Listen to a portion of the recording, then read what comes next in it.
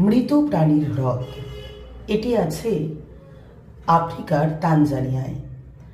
এটি খুব শান্ত একটি হ্রদ। এখানে কোনো পশু বা পাখি যদি এই হ্রদের উপরে পড়ে, সঙ্গে সঙ্গে তা পাথরে পরিণত হয়। মিশরের মমির মতোই স্থির হয়ে জলের উপরে পড়ে থাকে তা। চারদিক থেকে পাহাড়ে ঘেরা এই হ্রদ, এটি নেট্রন হ্রদ নামে পরিচিত। আর পাহাড় থেকে বিভিন্ন খনিজ পদার্থ চুইয়ে পড়ে হ্রদের জলে। শান্ত জলে সোডিয়ামের প্রলেপ পড়ে। সোডিয়াম মিশে জলকে করে তোলে ক্ষারীয়। এতই বেশি মাত্রায় খনিজ পদার্থ জলে রয়েছে যে এই জল দ্রুত অন্য কোনো পদার্থকে ক্ষয় করতে পারে।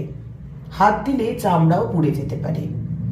আর এমন জলে পাখিরা যেই না নেমে স্নান করে বা তেষ্টা মেটায়, অমনি খনিজযুক্ত জলের প্রভাবে একেবারে তারা পাথর হয়ে যায় আর স্থির হয়ে দাঁড়িয়ে যায় হ্রদের জলের উপরে। দেখলে মনে হবে যেন জলের মধ্যে এক ভাসমান মূর্তি। বিখ্যাত ওয়াইল্ড লাইফ ফটোগ্রাফার নিক ব্র্যাড প্রথম এই হ্রদে ফ্লেমিঙ্গো পাখির মৃতদেহ আটকে থাকতে দেখেন। মৃত পাখির ছবি তুলে তিনি প্রকাশও করেন। এই হ্রদের ধারে পাহাড়ের নানা গুহায় ডিম পাড়তে আসে এই ফ্লেমিঙ্গোর ঝাঁক। তার কয়েকটা হয়তো হ্রদের মধ্যে নেমে জল খেতে আসে, তখনই তারা পাথরে পরিণত হয়ে যায়। তবে মৃত্যুর সঠিক কারণ ঠিক জানা যায়নি। শুধুই খনিজ পদার্থ এবং তার ক্ষয়ের কারণেই প্রাণীগুলোর মৃত্যু হয়েছে, নাকি লেকের জলে এমন কিছু রয়েছে যার ফলে তাদের প্রাণহানি ঘটছে, তা এখনো পরিষ্কার নয়। নিক ব্র্যান্ড তার বর্ণনায় বলেছেন যে পরীক্ষামূলকভাবে ফিল্মের বাক্সটি তিনি ডুবিয়েছিলেন হ্রদের জলে।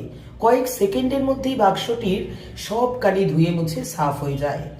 সোনালি ফিল্মের যে সাদা বাক্সটি ছিল সেটি সাদা হয়ে উঠে আসে।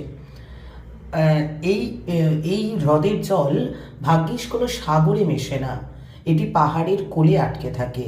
তাই পৃথিবীর অন্যত্র এখানকার জলের অতিরিক্ত সোডিয়াম কোনো প্রভাবই ফেলতে পারে না।